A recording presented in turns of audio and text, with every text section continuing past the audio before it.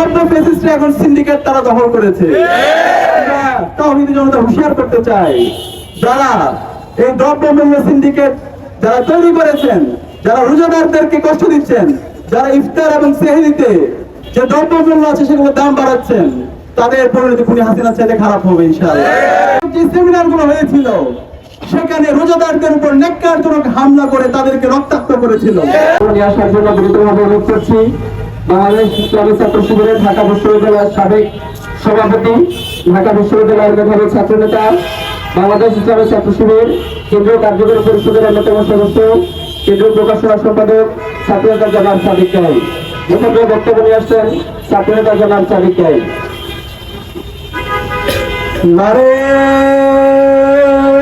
তাকবীর, নারে তাকবীর, আল্লাহু আকবার। আল কোরআনের আলো, আল হাদিসের আলো, আল কোরআনের আলো, আল হাদিসের আলো। আহলান সাহলান মাহে রমাদান, রমজানের পবিত্রতা রক্ষা করতে হবে।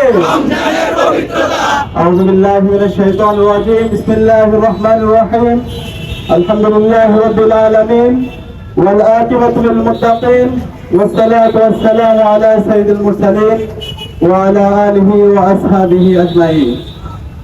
শহীদ কাফেলা প্রান্তীয় সংগঠন বাংলাদেশ ইসলামী ছাত্র শিবির ঢাকা মহানগর পশ্চিম শাখা কর্তৃক আয়োজিত পবিত্র মাহে রমজান উপলক্ষে বর্ণাঢ্য উত্তর সমাবেশে উপস্থিত ইসলামী ছাত্র শিবিরের ঢাকা মহানগর পশ্চিমের সংগ্রামী সভাপতি সালাউদ্দিন ভাই, উপস্থিত অন্যান্য দায়িত্বশীল এবং জনশক্তি ভাইরা, আসসালামু আলাইকুম ওয়া রাহমাতুল্লাহি ওয়া বারাকাতুহু।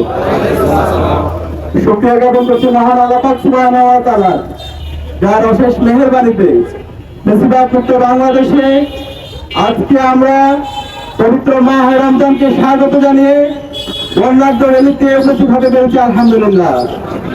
প্রিয় উপস্থিতি, আপনারা জানেন খুনি হাসিনা এবং তার দূষররা গত 16 বছরে আমাদের পবিত্র মাহে রমজানে আমাদের যে র্যালিগুলো হয়েছিল সেই র্যালিগুলোতে নির্লজ্জভাবে হামলা করেছিল।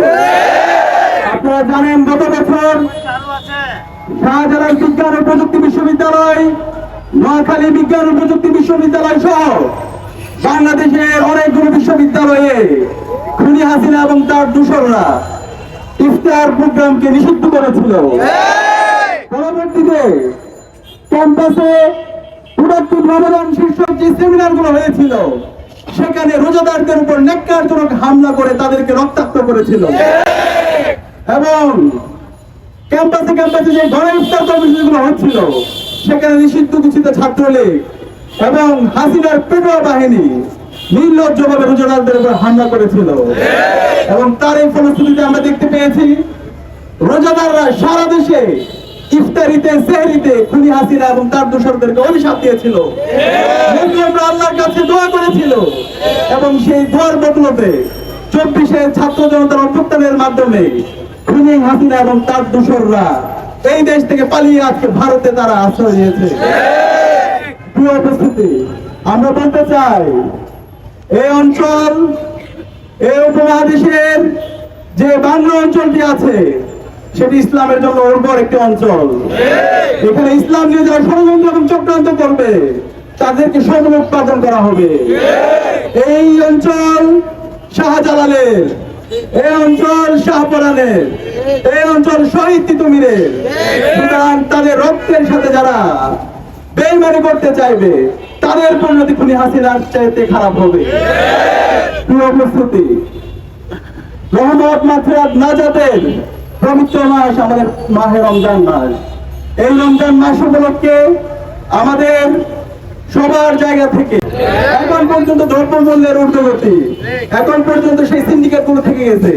আমরা দেখতে পাচ্ছি যা শুধুমাত্র একটু পালাবদল হয়েছে, নব্য ফেসিস্টরা এখন সিন্ডিকেট তারা দখল করেছে। তাওহীদি জনতা হুঁশিয়ার করতে চাই, যারা এই দ্রব্যমূল্য সিন্ডিকেট যারা তৈরি করেছেন, যারা রোজাদারদেরকে কষ্ট দিচ্ছেন, যারা ইফতার এবং সেহরিতে যে দ্রব্যমূল্য আছে সেগুলোর দাম বাড়াচ্ছেন, তাদের পরিণতি খুনি হাসিনার চাইতে খারাপ হবে ইনশাআল্লাহ। আমরা অনুরোধ করবো অন্তর্বর্তীকালীন সরকারকে, আপনারা এই বাজার সিন্ডিকেটকে নিয়ন্ত্রণ করুন, সকল সিন্ডিকেটকে ভেঙে দিন।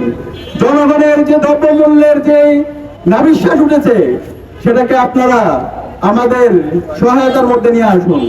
আমরা আজকের যে বর্ণাঢ্য র্যালিতে সবাইকে উপস্থিত হওয়ার জন্য আন্তরিক ধন্যবাদ জানিয়ে, পবিত্র মাহে রমজানের যে পবিত্রতা সেই পবিত্রতা রক্ষার জন্য অনুরোধ জানিয়ে এবং আজকের প্রোগ্রাম আয়োজন করার জন্য সবাইকে ধন্যবাদ জানিয়ে আজকে আমার কথা এখানে শেষ করছি।